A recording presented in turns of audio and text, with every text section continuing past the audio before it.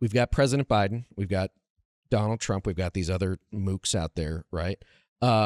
Theoretically running for president. I say theoretically because until any of them none are of them the can't ballot, do it. But also, Iowa might be just south of Wisconsin, but Wisconsin is not Iowa. Yeah. Michigan might be northeast of Iowa, but Michigan is not Iowa. Pennsylvania is not Iowa. Arizona is certainly not Iowa, right? So you had a very, very particular, and this is what we always see. Remember, Santorum won there, Huckabee won there, Pat Robertson won there, right? So it's always been a little bit of an outlier in these ways, which is it's always been willing to choose the person that, frankly, no other cohort of a large American cohort would have anything to do with. It's true, but the other side of that is that I keep going back to this. We all know, everybody for 2 years at least, it's been he's unstoppable. Mm-hmm. He's gonna be the nominee. No one has a chance. No, he's invincible. Your point about the invincibility thing. And Iowa looked at the alternatives, and half of the party, 49%, said, no, I'll take any of the alternatives over the guy who the press treats as God, as somebody who I mean, you would think he'd be, if you look at this the other way, if Joe Biden had been in a Iowa caucus last night and only gotten 50% of the vote, I know. I don't care. The world would have ended. If there had been 6 candidates, 3 candidates, 1 candidate, it wouldn't have mattered. I mean, it would have just been... Right. They would have reported it that the president had done a front somersault off a stage. Yeah. Right. And so this is like the press is kind of like pushed to just sort of to keep sort of banging the drum on Trump's not stop. Because nothing it drives clicks. Yeah. No, that's it's what I'm not saying. hard. It's like obvious. When they see Trump in a headline, they click on it. No, I ran the state for Vice President Mondale in '84. We had a similar victory. We got 49%. Right. Gary Hart got 17%. Right. That was second place, was 17. I mean, I know everybody says, well, in the Republican Party, the record was 12 points or 15 points or whatever. Okay, but you never had literally a former president or a former vice president. I mean, as the front runner that was, and the closest thing to it really was Mondale in '84. I understand that's a long time ago. Got it. But we got 49. He got 17. It's 32 points. And no one was thinking, geez, Mondale's really strong. That's unbelievable. He can't be stopped. It was like, hey, maybe the second place person should have a shot. That's not what's going on right now. It wouldn't matter whether it's just amazing to watch this. Here's a trivia question for you. Who finished second in the 2008 Iowa caucuses? Who did? Fred Thompson. Yeah. Who my dad worked for at the time. Yeah. Fred beat McCain by 5 votes, and my dad's like, if David Yepsen says you finish second, you finish second. Yeah. But think about this. We don't have a David Yepsen anymore. No, that's true. The problem. But I was in Iowa for George W. Bush in 2000, and until somebody brought it up the other day, I thought that Bush had won Iowa by 50 points. No, he beat Steve Forbes by 10, 41-31. Yeah. Right? And then goes on to get crushed by McCain in New Hampshire. But Iowa has this weird distortion field in our memories, right? Yeah, no, and that's what I'm saying. I mean, I think the most significant thing about last night was that 50 and the 49 that were on the other side. I think... And again, and I'm sorry to hear, people who were willing to brave the weather, to go stand in the gymnasium, to go to the church hall, to go to the VFW hall, right? If these were the hardest of the hardcore voters who always turn out. And that's the other thing, what everybody's talking about, well, Haley doesn't have an organization. Also, her people aren't as enthusiastic. Remember the numbers about, Trump's are more enthusiastic. Well, for somebody who didn't have an organization and didn't have enthusiastic supporters, hey, she took third. But I mean, it wasn't that. I think the thing that I'm looking in these early states, I'm always looking for where are the cracks in the front runners' mantle? Not necessarily that's going to stop him from being the nominee. Right. Fritz Mondale went on to become the nominee, even though Gary Hart was Senate, got it or launched to stop him. And the what's interesting when you look at those cracks, again, suburban, urban, women. I mean, the fact that that the press is actually kind of like celebrating that the party's become older and more men is insane in a country where the older folks are dying, and everybody knows more women will vote in the general election in the key battleground states than men. And so it's like, what's celebratory about that? It says there's problems.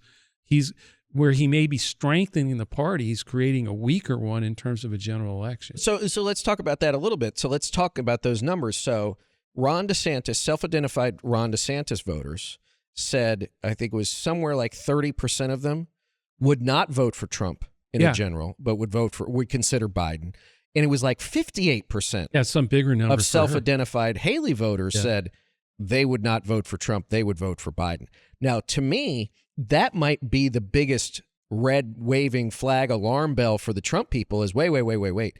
It's not just that, we only got half the votes. It's of the people that did participate. Let's just, for argument's sake, Joe said somewhere between 15 and 30% of them said, I want nothing to do with this guy. Yeah, exactly. In a state like Iowa, again, which isn't Michigan, Wisconsin, Pennsylvania, Arizona, Georgia, North Carolina, or anywhere else. Oh, that's my point. Iowa should have been given the strengths, given who he should have been a blowout. It should have been a blowout. I mean, they're acting like it's a blowout. It wasn't a blowout. I mean, I still maintain everybody's talking about, well, the DeSantis voters in Iowa would never have gone to Haley. They would have voted for Trump.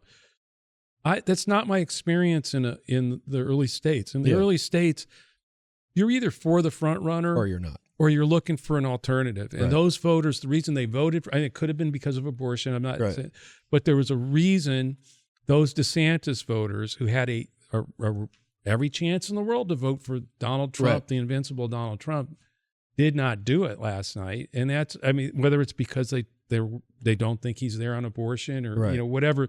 But there was a reason. And part of that, it's the same thing that I saw in 84, that, Jesse Jackson voters and John Glenn's, astronaut hero John Glenn voters had nothing in common except one thing. Those voters had decided, I think this guy's better than Walter Mondale to be the nominee. I want somebody different than him. Right.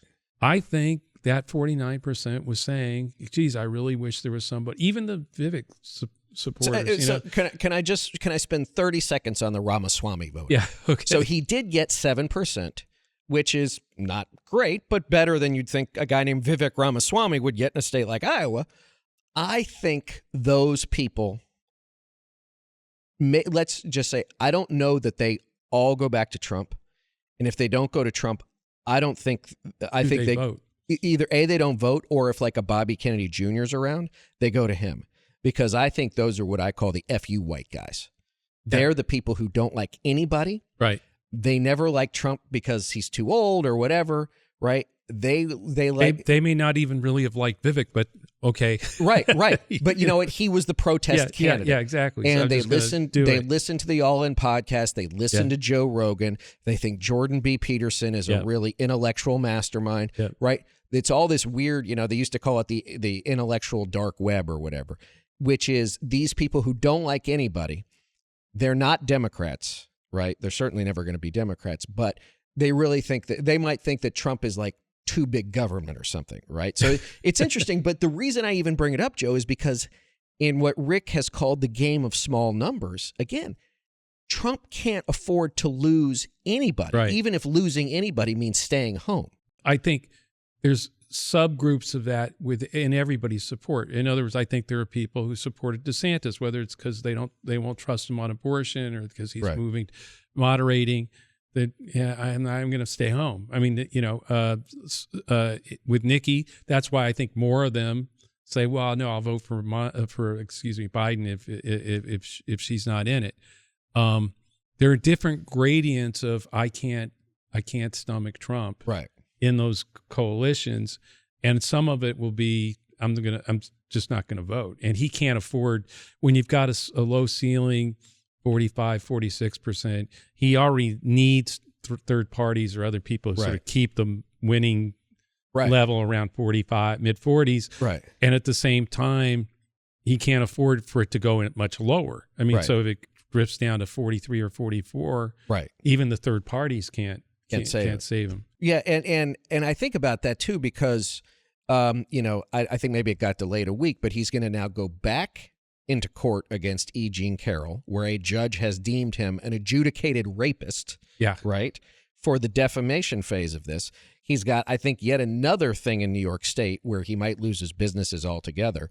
If the Jack Smith trial in D.C. for January 6th doesn't start in March, it will start sometime in the spring or early summer, probably. His behavior is not going to be better between now and all of those events. And certainly if Haley is somehow to upset him in New Hampshire, again, I don't know how you recognize a Trump meltdown because it's one after another, but, he'll lose his mind and he'll probably fire a whole lot of people and he'll leave his whole organization in shambles. And we will certainly help bring those things around. But that's where it's like, you can't ever forget that this is a guy who, if left to his own devices, will often shoot himself in the foot. Yeah, no, and they can't control that. And they know they can't. And, so I think that's part of what I've always thought. I never, like I said, I keep saying he's probably going to be the nominee that even if Haley beats him in New Hampshire. I'm just saying I'm not sure that you can discount her defeating him in New Hampshire, whether it's piercing the invincibility thing with 3 or 4 points of his MAGA crowd. I mean, something can happen when when something like that happens. His reaction. I mean, there's all kinds of. I mean, look. Let's say that she beats him in New Hampshire, and now you've got a whole bunch of, what I'm going to call George W. Bush type donors, right? Who maybe they got behind Trump in 2016, maybe they even got behind him in 2020, but they really never liked him. They were always sort of embarrassed. They would never bring him to the club, right? Like whatever club they belong to. And now it's like, maybe we really can take him out. And so then they're like, go, go, go. We beat him in New Hampshire. Now we can beat him. And now he's taken shots from the right, or from Republicans, not just from Democrats or the media or whoever else. Yeah, I think we're going to hear this whole week about how New Hampshire's rigged and and it's the Democrats are going to be the ones that because technically Biden's not on the ballot, right? So there's a write-in effort, I guess, that the DNC is putting together so that because it is a primary, whether or not the Democrats are participating in it. But yeah, I mean, anybody can vote for anybody. That's how it's always been there. So when every mook talking head is at Dixville Notch at 12:01 a.m. next week, right? Yeah. It will begin, and Democrats and independents can flood across to Nikki Haley, potentially swamp Trump. Yeah, it's possible, but that's always been that process has always been the case up there, right? I mean, you could make an argument that's what helped McCain in 2000. Yeah, exactly. Right? That's what I'm saying. So it's I know Nikki Haley's trying. Somebody said she's trying to will it being a 2-person race, despite coming in third. Right. But look, I think most people have come to the conclusion New Hampshire's down to her and Trump. If she can win there, she's going to be able to continue to make the case it's me or Trump. You guys got to decide. There's no signs that she's willing to really take him on in a way that would actually challenge voters that are with him to leave or make them think about it. And look, if she's not going to do it this week, she's not going to do it. That's so, we'll see. That's where I have my doubts about no matter what. It's okay. So she wins New Hampshire. Look, I've been saying that she could win New Hampshire for 6 or 7 months. Right. Back then, everybody thought I was nuts that anybody could take her. It's sort of an ongoing feeling we have. Yeah, I know. So it works. And maybe I am. I mean, like I've said, there's several things I've been wrong about, in my career. The one thing that everybody goes, well, particularly my Democratic friends are like, Joe, but if she's the nominee, she crushes us. What about that poll that had her up over 17 points over Joe Biden? And it's like, well, like you guys are out of your mind. I mean, Yeah, because Trump will be at the convention urging his MAGA friends to join with him in unity for the good of the country and the good of the party to support Nikki Haley, our nominee for president. Are you out of your mind? Yeah, I mean, well, we're here at Podville Media today recording. I was just telling Oscar, who runs the place, I said, look, if Nikki Haley is the nominee, two good things happen. One, Donald Trump won't be president. And two, Nikki Haley gets crushed in the general because 25 million Trump voters stay home. Yeah. But this has been the whole thing. This is what was like, okay, like it didn't matter from day one. DeSantis and all the money he's blown, Christie, all of them. You could never avoid that problem. It's actually the same problem that the party's been in forever now, since he came down that escalator. None of them had a chance at all. If you had either no chance of beating him in the primaries, which might be the case, and then if you did, you would absolutely have no chance because of his holdover. Like, would 100% of his MAGA friends not vote for the nominee in the Republican? No, of course. But you're talking, look, we're talking like 5 points, 6 points, 20% of them, 20 million of them. Like, it doesn't. You are so dead. Yeah, it doesn't. Yeah, look, it doesn't matter. And here's the thing: is it doesn't need to be 1 million people in Wisconsin. It could be 100,000. Yeah, exactly. Or 50,000, and you're crushed. Yeah, right. And so that's why I was never. I'd say, look, I think she could beat him in New Hampshire. Oh, please, no! Like, come on, guys. They're going to for the first time in his life, he's going to be gracious. Yeah, for the first time in his life, he's going to worry about somebody else. Yeah, and he'll do the right thing for the country.